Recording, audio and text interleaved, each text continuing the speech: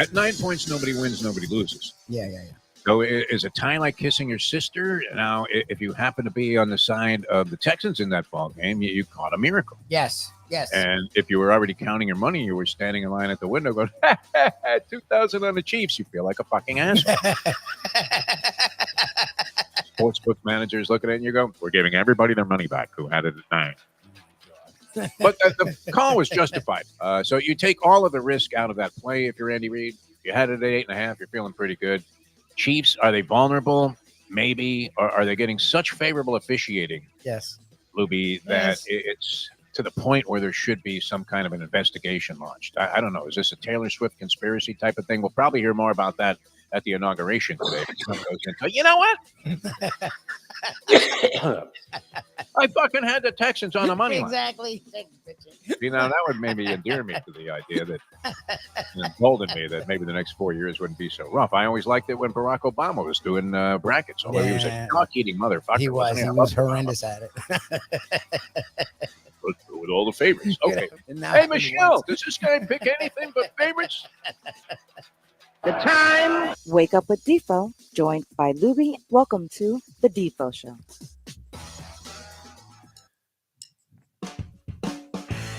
All right, pleasant good morning, everybody. Sorry to get you a little bit late here. Jeff DeForest, Mike Lubie Lubitz. Very happy to have you guys along for the ride. I believe those that are new to us on Bleacher Brothers are in for a rare treat today, as on Thursdays.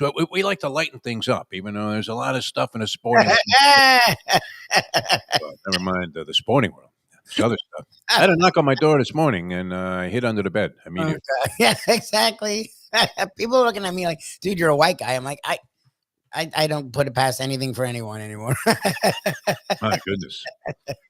We shall overcome. Exactly. Civil rights thing, that's gone, right? I mean, that's already been wiped off the Day three. You know what's amazing is like an equal, maybe even a larger majority of people are applauding all of this stuff. I mean, of course, you would want the Oath Keepers and the Proud Boys hanging out at the White House right after they got out of jail, man. Hey, Donnie, we did it for you. That's all that matters. But that's caustic political commentary, and people...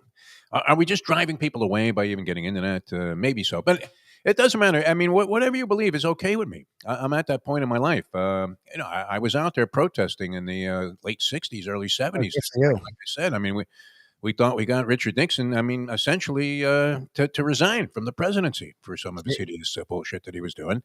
And yet later on in life, he actually became somewhat... What was he not seen in a more favorable light? People started talking about, they forgot about Watergate and all of this, and they started talking about, well, he was very good on foreign policy. Very forgivable society we are in the United States of America. I thought. That's not being reflected by the current philosophies that are being proliferated. And I thought that. My neighbors say hello to me and wave. I don't know if they know who I was, if they would do that. But there's very exciting stuff going on the sporting landscape, including something that just concluded like a few minutes ago, Lubie, as we were trying to set this thing up and get by a couple of technical issues. Madison Keys, American girl, a very delightful young lady. And she just knocked off your girl, Iga, and Leslie Visser threw us off on this. We'll never know how to pronounce this woman's name. But you watch her matches. What do they call her in the matches? I don't know. I think they fluff over it because they don't know. Nobody knows how to pronounce. They call her Iga.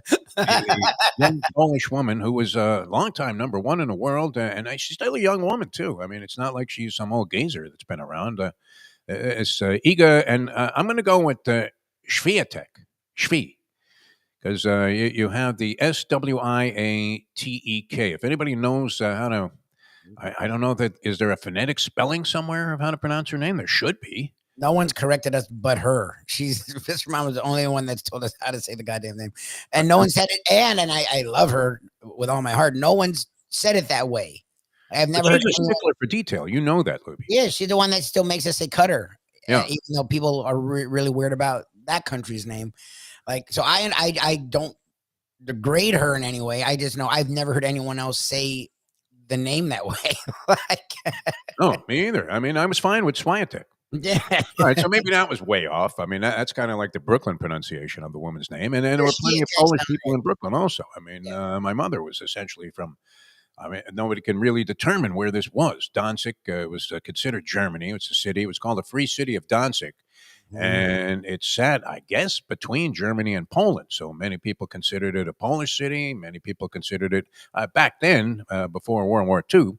My mother would say, hey, she was a German citizen. And so I guess you could attach that to Germany, being a but plenty of Polish people. And I don't know, did the Schwie factor come up?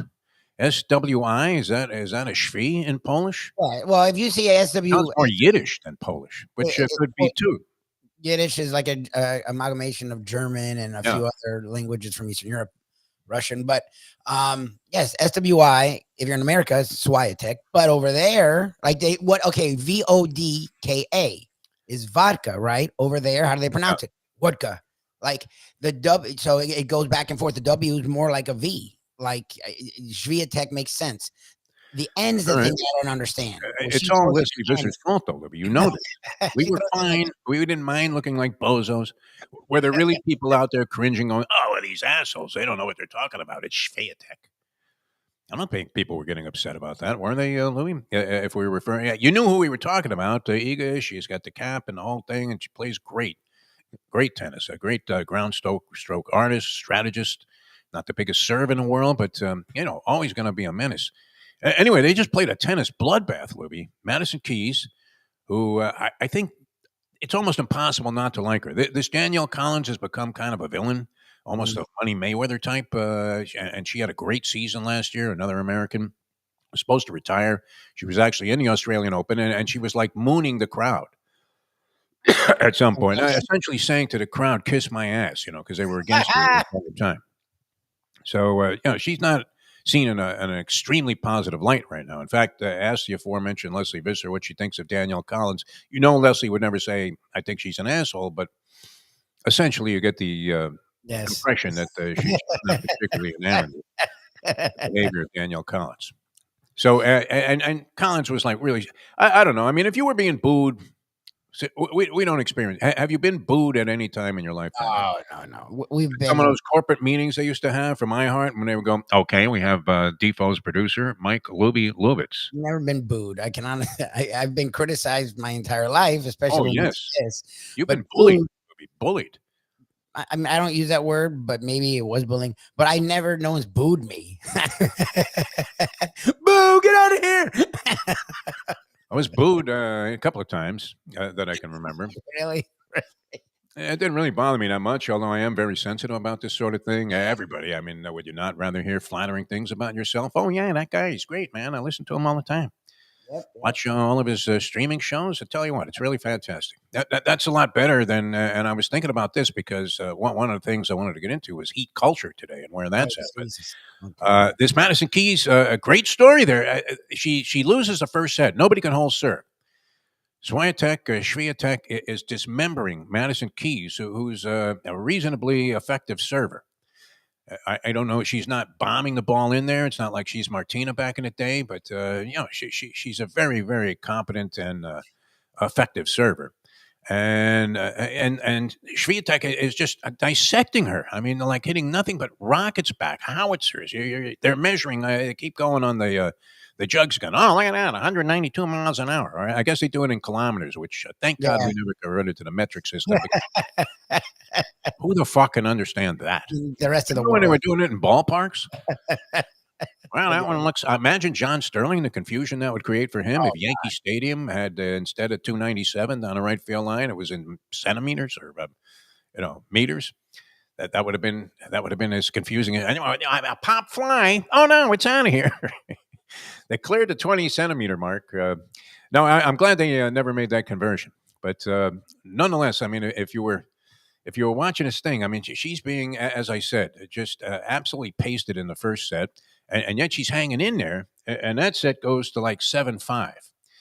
Nobody could hold serve. She's breaking Swiatek. Swiatek's coming right back and breaking Keys.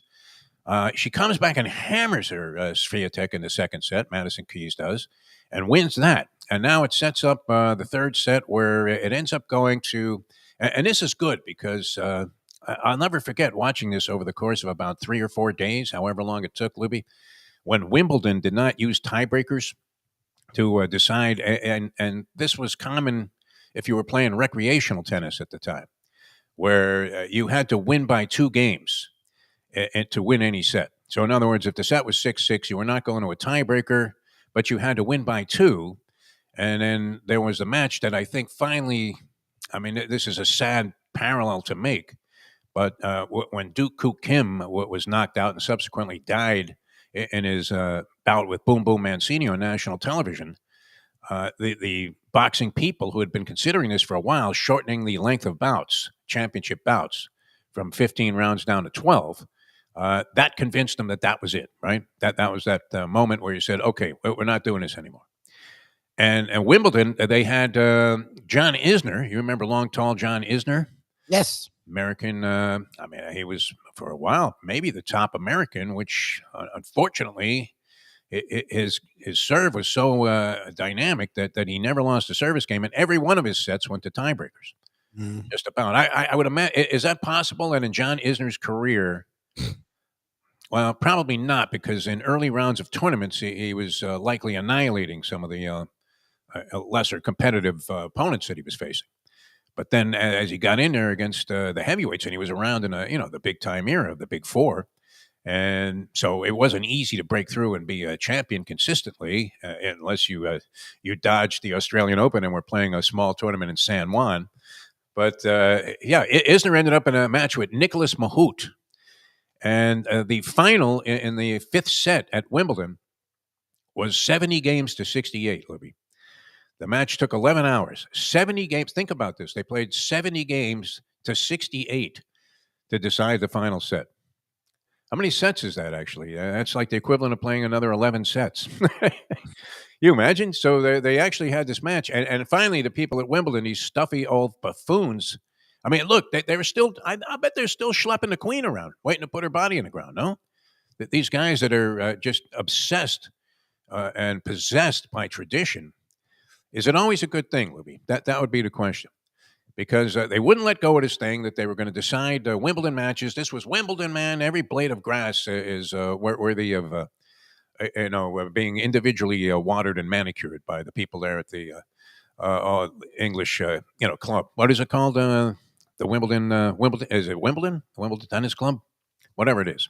I should know this. I don't know what I know. I mean, yeah, it's true. We hear about Roland Garros, but I don't know what the actual, like, I just know Wimbledon. I don't know what the actual entire name is. I know the event. That's interesting. I don't know what the place is called. Not overwhelmingly important to no. to the story, which is get off of it, you old fools.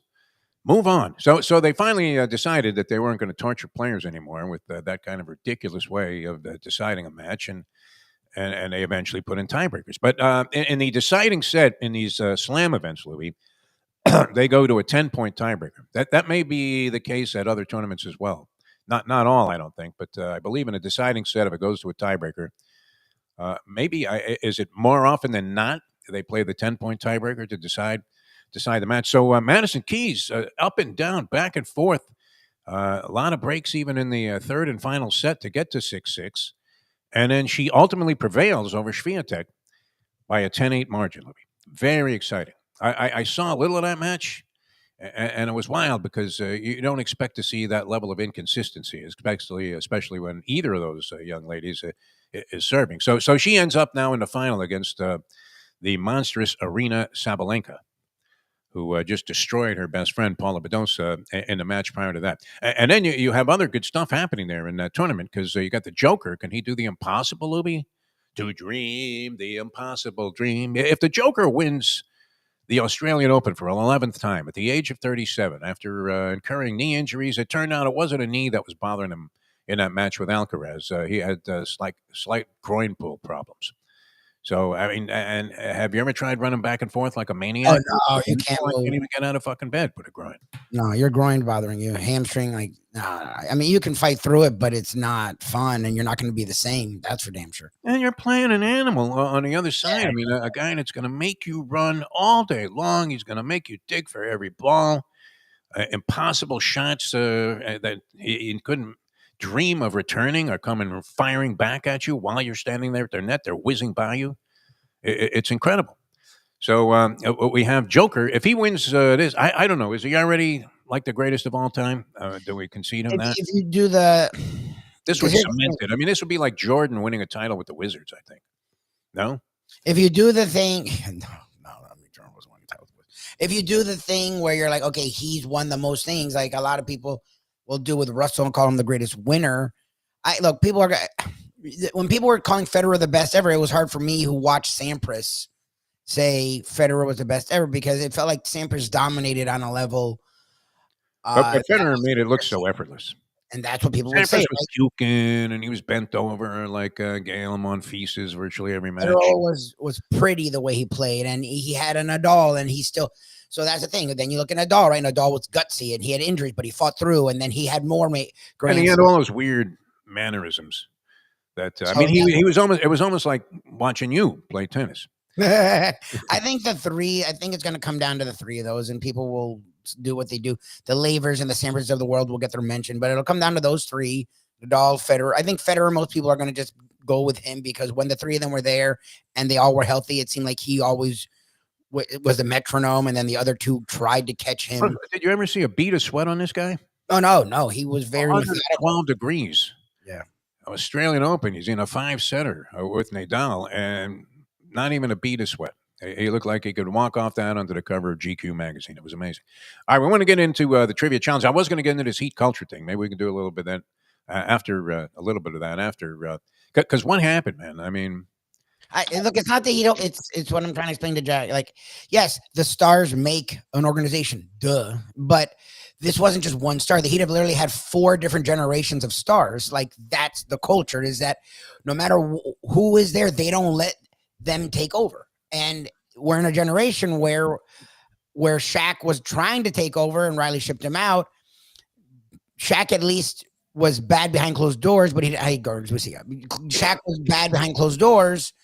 It didn't get out. We're in this generation where these guys are like, no, I'm going to pout. I'm going to be loud. I'm going to sit in the corner. Okay, but what are the Heat doing? What would other organization would have just traded him away and got nothing because they don't want to hear, they don't want to deal with it. You're like, no, we're not going to do that. You're not going to hold us hostage. We're literally paying you a crap load of money. We have another year of crap load of money if you want it. If you want to be a baby, you can. We're just going to send you away, and they're going to send them away again. That's the culture. Like, it's not that things are going to be perfect all the time. The culture is that we're not going to let you ruin our culture. We're not going to let you. I pictured it a little bit differently, and let's welcome in Dave Gurggles Gergely, who is well equipped to make comments on this particular storyline. The Jimmy Butler and the Heat. I mean, most fans, Gurggles, I don't know how you feel about it. A guy tells you, hey, I don't want to fucking play for your team. I'm not interested in being in your city anymore.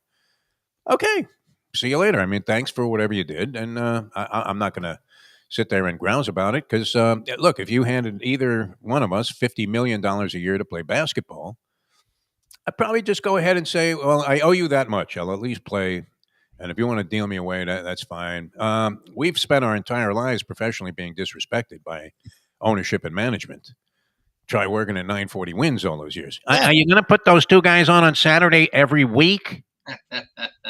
I was thinking about it. Yeah, we've been doing it for 25 years. And people love the thing. We're still doing it today, right? But it wasn't like they were saying, hey, listen, Defo, man, you're the fucking best. I love you and Lubie. Paulie, man, I wish we could hire him full time. And so did he. And Gurggles is brilliant, man. I mean, just a perfect complementary piece so that it all had its own symmetry to it, right? I mean, you couldn't have put it together any better. And it just fell into place. But yeah, I mean, and the culture though that we've worked with, in our radio professional career, for the most part, was pretty lame. The Heat, though, you saw them as like Clubber Lang, right? Didn't matter what was going on, man. They could be out there flying privately all around the country, going to fancy gyms and doing exhibitions. No, they're in there in the meat locker, man, slugging away, schwitzing, and it's cold and it's rank and it's dank. You'd be better off going to Rikers and doing a couple of weeks' time there.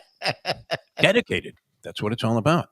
So, yeah, when I see this, I'm thinking what really it kind of struck me with, there was that in the NBA, and you being a degenerate, I'm sure you've had any number of people that have been hovering around you, and you can't wait to unload them, right? But you can't shake them. You round the corner in an area that you never go to when you go to the track. You're not at Nando's bar. You're somewhere like in the Carousel, an unlikely place to find a Dave Gurggles Gergely. And sure enough, who finds you? Larry the Leaper. You can't make it. And he immediately hits you up for a 20. He sees you have a $200 voucher and he says, you got any capital on you? I really need to make a bet here. I'll get it right back to you. This horse can't lose. But in the NBA, it's almost impossible to unload a stiff. Have you seen some of the stuff that's going on with this deal where Utah is involved with like draft picks now, trading them to Phoenix, who wants to get Jimmy Butler. But they're stuck with Bradley Beal, who they tried to unload on Milwaukee, and Milwaukee told them to go stick it up their ass. I mean, you can't unload a guy. It's like a noose around your neck. But when you have a guy that's not into the system anymore. I think we're going to end up with both Van Arsdale brothers and Neil Walk. Well, one of them checked out. And Walk is long gone. He is past, yes.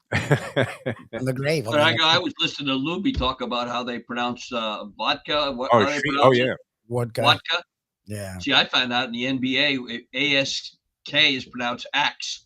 So we have that here, too, in the United States. I have all kinds of pronunciation and enunciation problems.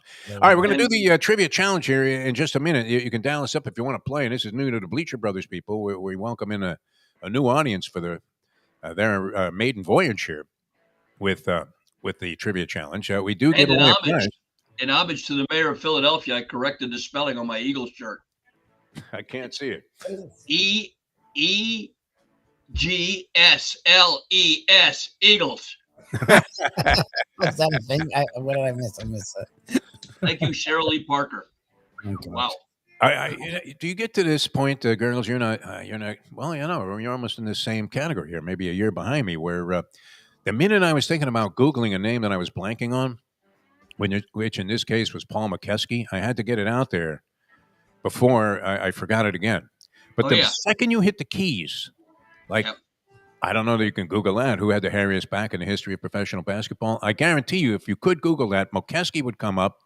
And the reason I bring that up is because you mentioned Neil Walk, who would be right there, 1 and 1A, hairiest back I've ever seen. Andy literally just said when Neil Walk passed, all the shaving company stocks plummeted. See, like I say, certain shows have a symmetry to them, chemistry to them, and that would be heat culture. That's what it's supposed to be. Yeah, it's supposed to be, yeah. You can overcome all of your shortcomings individually and collectively put something together and make it actually, have some value. All right, the trivia challenge, we have are we still giving away the Landlubber's gift certificates? Because yes, sir, we are. Ownership around? Changed, but for now, at least, they keep giving me gift certificates, so we're going to keep giving it to our adoring public. Did you know the guy before who ended up buying a place? No. No previous contact. I've yet to see that the person who's the owner isn't like a supreme, like they're not hands-on. Oh, okay. They've let Pam, who does a really good job. We love Pam. Oh, but you knew her. Yep. Well, Pam's, I don't know if she's the GM. Maybe she's the GM. She acts like the GM. She's always in the office. She's the one that writes checks and stuff. So I presume Pam is GM. Well, then she's the best person to know. She's fantastic. We love Pam. From what I know, she loves us, or she fakes it really well. And I've heard nothing changing. They have the same great menu, the same great prices. And, good. I'm still very happy to be associated with Landlubbers, and they will be giving you that gift certificate if you are a champion today. You're not likely to pull a Jimmy Butler then in this case and just say, hey, you know what? I don't care, man. I keep writing those checks, but they can shove them where the sun don't shine. And for the uninitiated here, new people to the program, you're going to get a chance to compete here. The phone number to call is 954-417-0070. I said that as slowly as I possibly could make myself so that people might be able, and it's up there on the screen, right? No, it will be. Oh, it will be. Okay. 954-417-0070. And what we're going to do, Dave's has a series of questions. We have a scoring system here. It's like the modified Stableford scoring system where nobody really knows. Oh, what does he have? 9 points? Oh, no, that's -9. The price. But no, you'll get it fairly quickly if you've never seen the trivia challenge before or heard it on the radio. And we'll give away a gift certificate to Landlubbers. And for the uninitiated, Lubie has a live trivia competition at Landlubbers. And we should, I don't know, would that make any kind of interesting viewing in terms of a stream? You should do something with that, Lubie. Pop it up there because it would be the prototype for all trivia competitions. I think Gurggles, you being Mr. Trivia, would probably agree with that. And that's Thursday nights at Landlubbers. That's in Plantation, Florida. Yes, it is. Very tough competition. A lot of interesting questions. Great approach to a trivia deal that goes on at a bar, and we'll give away a gift certificate to Landlubbers, and so you can go there and sample the food. And I tell you what, it's like a $25 gift certificate, but that'll easily get like 1.5 people by with a great meal. Yeah.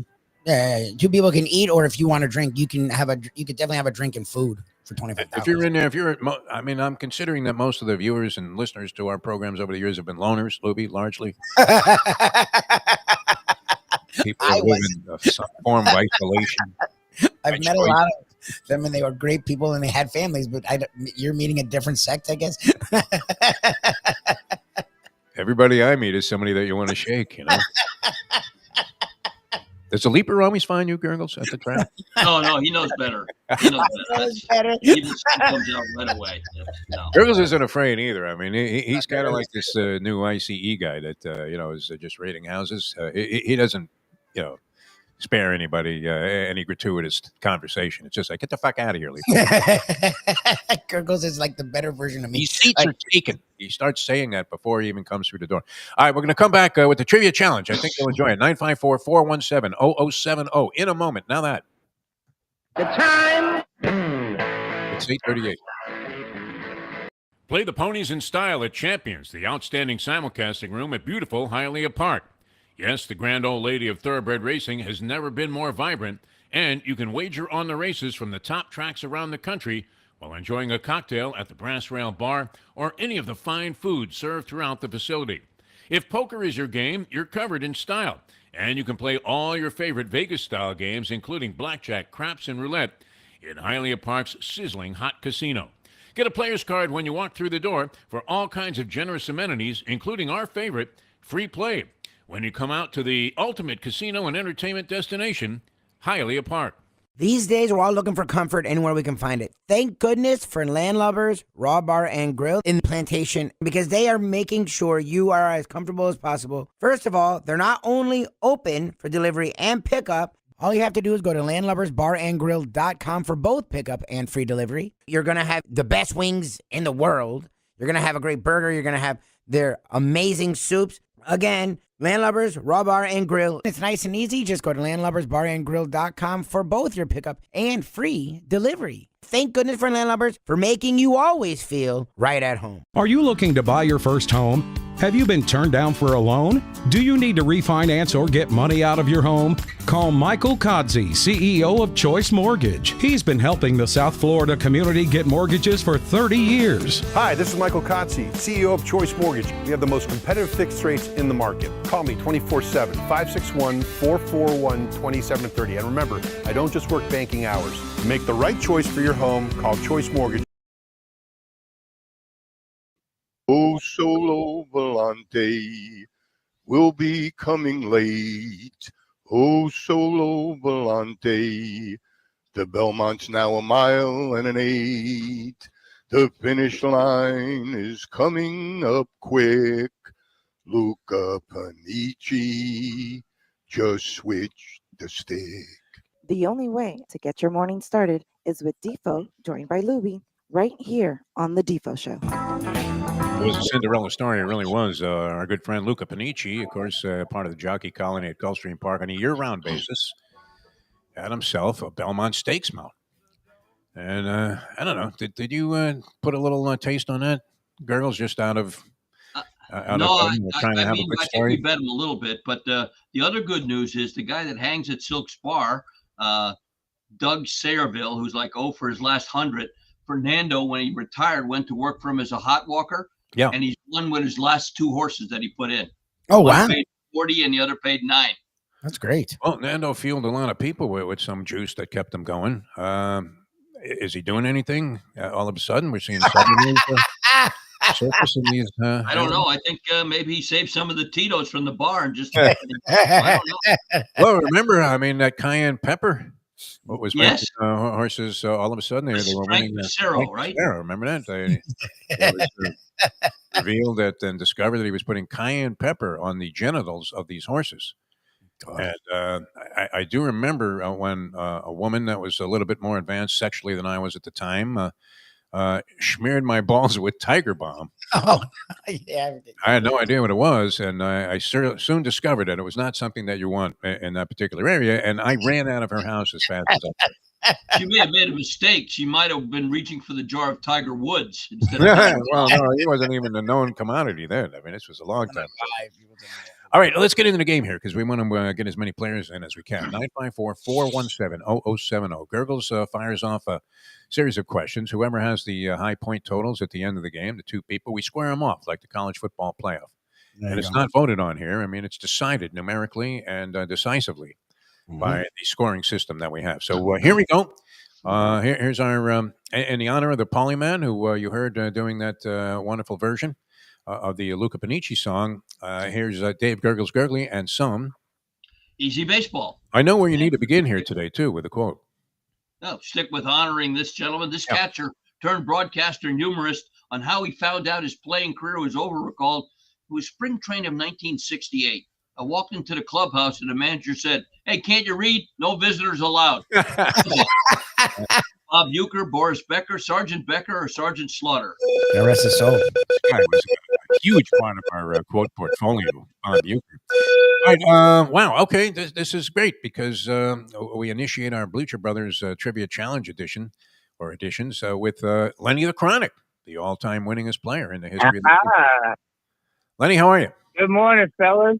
I'm doing good. How's everybody? How you doing? Good, I good. want to say Landlubber is awesome.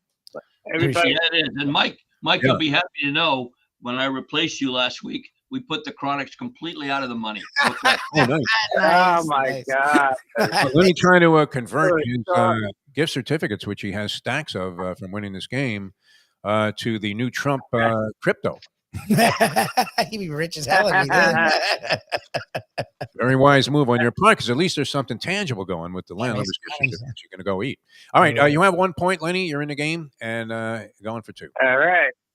Here we go, Lenny. Golf, true or false? Both Rodney Dangerfield and Chevy Chase, in preparation for their respective roles in Caddyshack, were helped with their golf swing by South Florida PGA pro Raymond Floyd. True or false? Jesus. All right. True. True. True. No. It's gotta be false because it's chronic. Nobody helps. God damn it. Yeah, I was like, I'll never forget the look Raymond Floyd gave me when he hated, for some reason, he hated talk radio. He was like Monty in that regard. And so he won Doral in dramatic fashion over Freddie Couples with, I think Couples bogeyed 18 to lose by a stroke. He was behind that tree on the right there at a Blue Monster on the 18th. And Floyd refused to do any radio interviews. So we were always supposed to get the champion, being the sponsor site, and flagship for the tournament. And just looked at me. We saw Bob Greasy look at me at Shula's. He uttered the classic line, "What are you doing here?"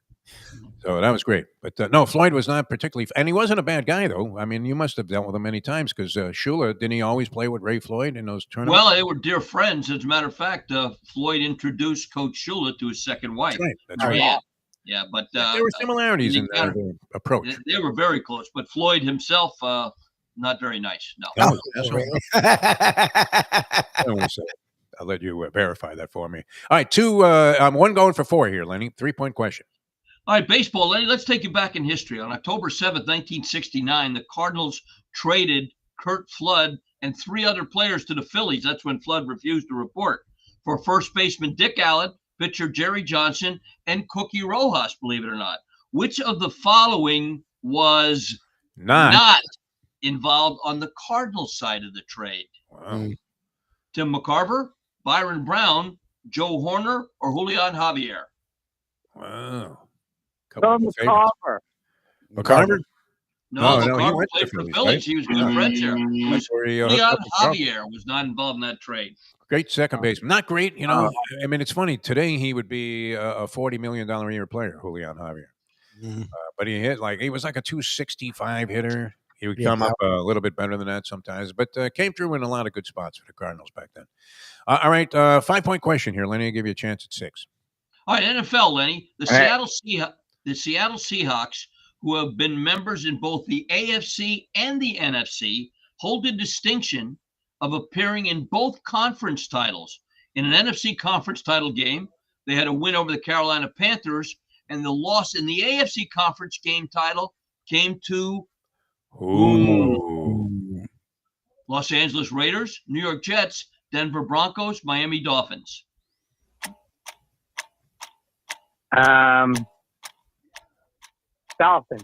Dolphins.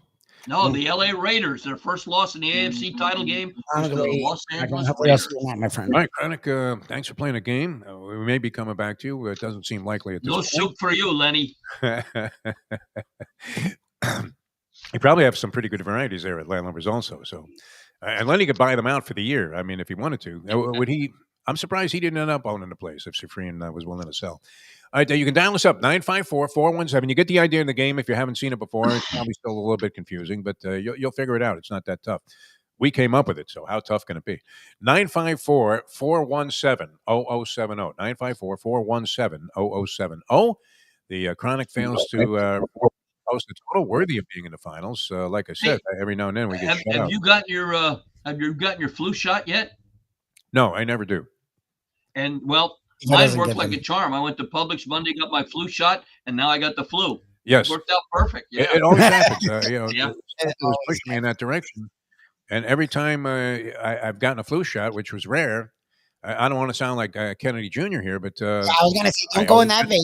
Vaccines are great. A flu shot is a different kind of vaccine, and it may work, but it also I always get a little sick. So I was like, all right, yeah. But I've been sort of under it all week also. Not deathly ill, but coming and going, various degrees of evil mung circulating through my body. So feeling pretty good now though, because we're playing a game, and we're going to get right into our next set of questions here with Dave Gurggles Gergely. Here we go. Golf. This sports writer, when asked by a golf fan if he thought John Daly could outdrive Greg Norman, said, "Yes, John Daly's longer than Greg Norman. As a matter of fact, he's even longer than War and Peace." Bob Verdi, Bill Verdon, Gwen Verdon, or Vernon Law? What happened to great sports writing, man? That's great. All right, the Scrambler, random phone Scrambler, picking our next player, and Andy, the illustrious Andy. Yo. How you feeling, kid? You all right? Yeah, I still got a touch of the gout, but it's all right. Hey, does the new owner know about the $120,000 of gift certificates that Lenny has? I mean, does he know? $120,000. He had to be listed on the books as part of the debt. I mean, was it part of the sale? Yeah. That was a part Instead of the sale.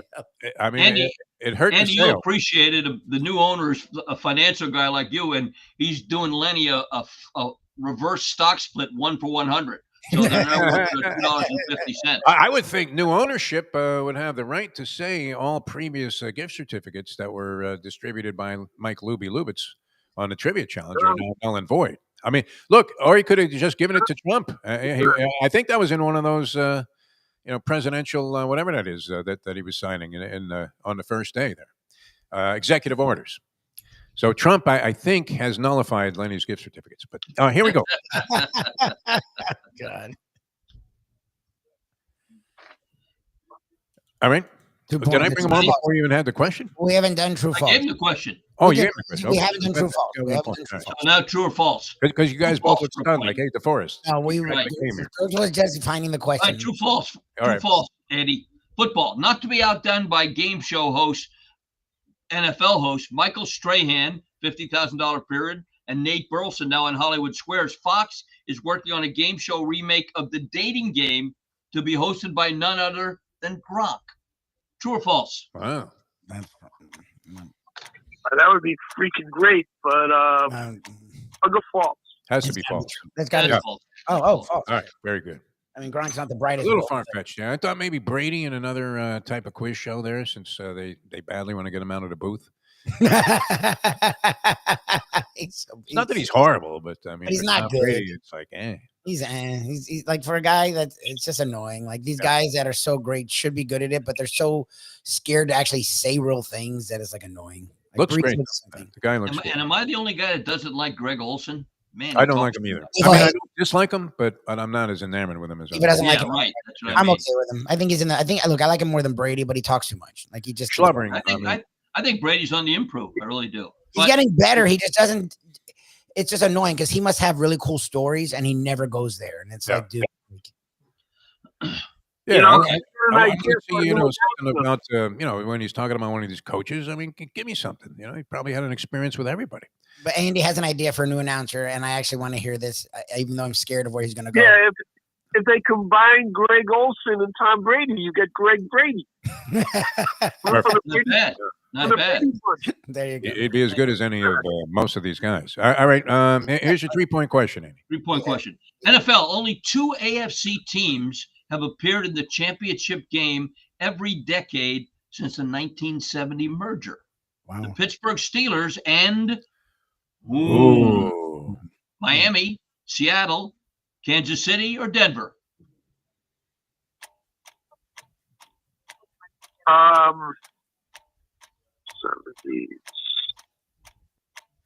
No, Kansas City. Kansas City would be the logical choice. But they were the Denver Broncos. Okay. But Denver always, every few years, finds a way there. I just didn't know if they were good in the 70s. Like, I don't remember that, but the 80s, the 90s, 2000s, 2010s. Yep. Not 2020s. All right, Andy. You're going for 6 points. Put yourself. Here we go. Golf, Andy. This might be an easy one for you. Who was this weekend's tournament is the Farmers Insurance Open in San Diego. Who was the first celebrity host of what is now the Farmers Insurance Open? Phil Harris, Dean Martin, Andy Williams, or Dinah Shore? Go with Dean Martin. Dino. No, it's the Andy Williams. The Andy Williams Celebrity Tournament. He would have been. Andy is our leader because he has 2. All right, well, that's probably going to be good enough today. It's not like we were looking for monumental success here and a major demonstration of sporting intellect. All right. Tell us about Perdomo Cigars here while we get our next player, 954-417-0070. And then we'll go to the final. So we'll try to play one more, 954-417-0070. Here we go, David. Yeah, this time of year, a lot of people will like hot chocolate to keep them warm or a nice glass of Macallan Neat with a little water on the side. Perfect thing to go with that scotch is a nice Perdomo cigar. Whether you're a drinker or a non-drinker and you just want to enjoy a great cigar, that's right in our neighborhood, 5150 Northwest 167th Street on the Palmetto on the south side, a little bit east of the Home Depot. The big Perdomo cigar sign is there. Monday through Friday, 9 a.m. to 6 p.m. Go in there. Bruce now is the concierge there, if you will, or the greeter, and he knows a lot about cigars, retired police officer. They've got a big couch there. You can watch big screen TV, enjoy a cigar, and walk into the humidor there and make your selections. They make them perfect one at a time. For you gentlemen out there, if your wife doesn't smoke cigars, go get a box for Valentine's Day, and she'll say, I don't smoke cigars. Great, I'll keep it for myself. 305-627-6700, the number to call. www.perdomocigars.com. The retail, the website to go to. And if you remember my parlay last week, my Perdomo parlay was Josh Allen and Lamar Jackson, both under 50 yards rushing. Oh, you hit that call. Yep. No, Marshall had 30 and Allen had 20. Yep. They didn't even make over 50 combined. That was a great call. Did you this week, a couple of sticks on that? This week, I would my Perdomo would be a teaser. I would tease the Buffalo Bills +8 and the Washington Commodores +12. Very nice. Yeah, okay. So, and that obviously that'll get you less than even money, but that looks the way the games will go to me. But you don't need to win a bet to get a Perdomo cigar. Go see him today. All right, we're going to roll right into our next player here. Dave, toss out that first question. Okay, let me get a quote for him. Golf. This Spanish golfer, asked by a reporter to explain his 4-putt on the final hole, said, I missed the putt, I missed the putt, I missed the putt, I make the putt. Seve Ballesteros, Alex Karros, Jerry Paris, or Paris Hilton? I thought sure that was going to be Chi-Chi on that one. All right, here's a scrambler. It lands on Ron. Ron, you're up next on the Trivia Challenge. Good morning, sir. Good morning, fellas. Let's go with A. Correct. Good job, man. Boy, Ron. Question for Ron. Ron's a horse racing guy, so here's a horse racing question for you. Retired police sergeant Russell Parsons, a South Florida resident, recently won the $10,000 first place prize at the Orleans Casino in Vegas handicapping. It was an all-place contest in which he selected 17 straight races in which his horse finished first or second. True or false? Let's go true. I'm going to go false. No, I made that up. Sounds impossible. 17 straight? First or second, yeah. Yeah, no, that's rough. How many times in your lifetime? Well, this is the guy that sits at the bar at Fernando's, and every time he bets 40 to win, his horse runs second. So I wanted to put him in the all-place contest. All right. Well, he needs to start going 20 and 20 to be a rich man today. Yeah. All right, here's your 3-point question. All right, Ron, NFL. Let's take you back to December 31st, 1989. The Eagles and Bears squared off in the infamous Fog Bowl, which the Bears won 20-12, despite Randall Cunningham throwing for 407 yards. Who was the Bears' starting quarterback that day? Vince Evans, Mike Tomczak, Jim McMahon, or Jim Harbaugh? Oh boy, let's go Tomczak. That's right. Right. Wow, good for you. He started it, but McMahon finished it. Well done. It's our first correct answer, other than the first question. Oh, no, Annie got a true false, right? Yeah, that's true false. Very good. Okay, 5-point question here. This will establish a new record here, Ron. All right, let's see what we got here for you. All right, NBA. In the 1968 NBA All-Star Game at Madison Square Garden, the East beat the West 144-124. Who was the MVP for the East in that game? Sam Jones, Hal Greer, Wilt Chamberlain, or Billy Cunningham? That'd be a halftime score now. Go Billy Cunningham. It's got to be Sam Jones. No, No? It was the jump shot free throw shooter from Marshall, Hal Greer. Hal Greer. I loved Hal Greer, even though I was not a big 76. Hang around, Ron. You're in the finals. All right, Ron, you're going to be in the finals here. While Lubie sets it up, it's going to be Ron and Andy for the championship today and the Landlubber's gift certificate here on Bleacher Brothers and all of our other platforms here, which are various and spread all throughout the world. I think we're doing really well in Taiwan, Lubie, which is good. Big numbers there. Perdomo Cigars, quick word about Perdomo while we put this together. Once again, just a reminder, go visit them in person, 5150 Northwest 167th Street. A dreary day like this, you can't play golf. Go out, go to Perdomo's, get a box of cigars, or buy a little selection pack there. Sit right on the couch, watch a little TV right in Perdomo's lobby there. It's a terrific place to go, 5150 Northwest 167th Street. And you can call them if you're not sure if you can make it there, 305-627-6700. Saturday or Sunday, maybe you want a cigar for Pegasus Day, grab some now. And if you go Saturday morning, they'll be closed, but any cigar tobacconist near you will have them. It's easy to find, www.perdomocigars.com. I don't have a pick at Pegasus. I won't be at the stream because I think it's a little too high for me economically to get in. But that's all right.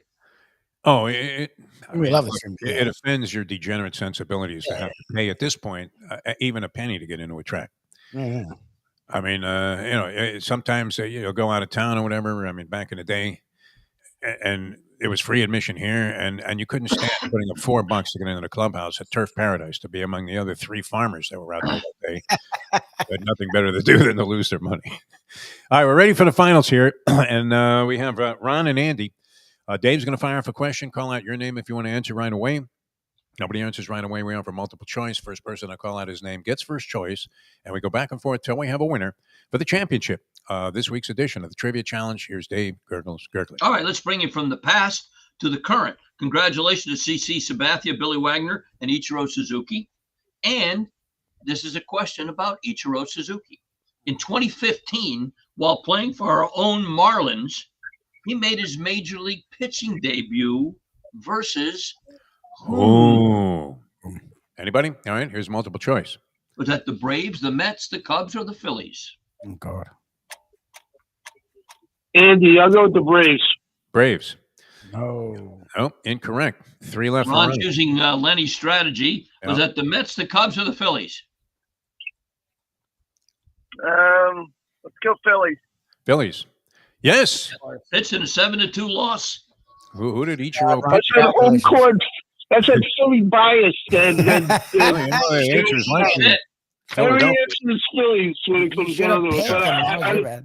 Nah, Gurggles could have worked in the Flyers. Ron needs it. Yeah, I didn't have a Flyers question in there today. Sorry about that. All right, thanks, guys, for playing the game. Congratulations to Ron. He's our champion, our first champion ever on the Bleacher Brothers.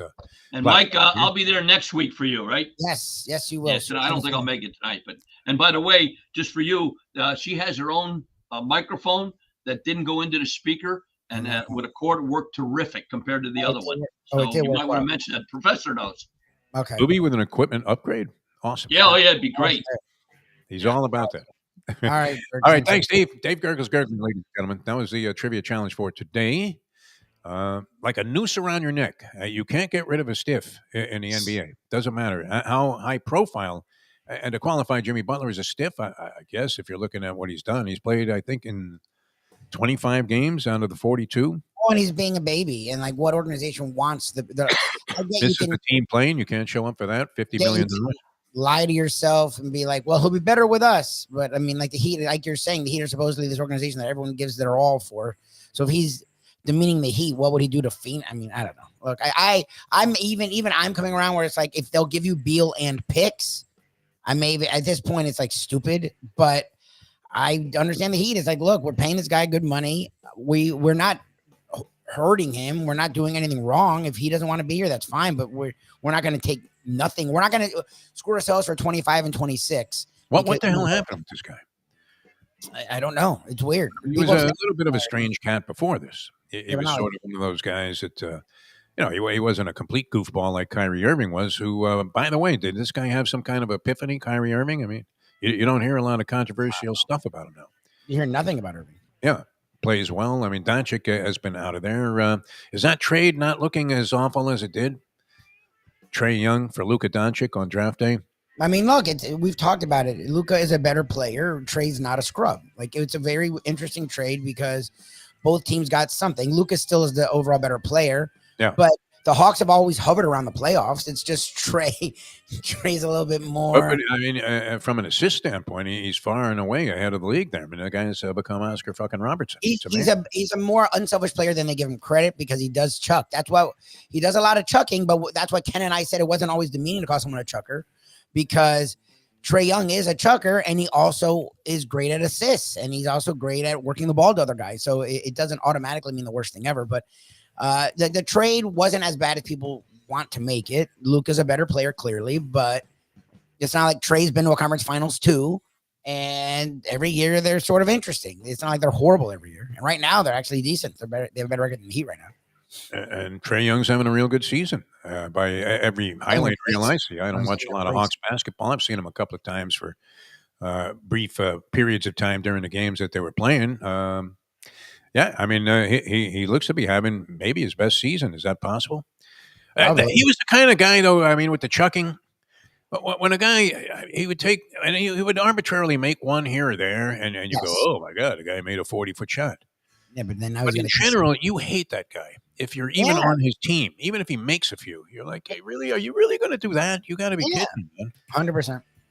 Just an arbitrary flat-footed chuck from 35 feet away from the basket when there's plenty of other stuff going on. There are other options. How about a little bounce pass into the paint? Something, anything. Bingo.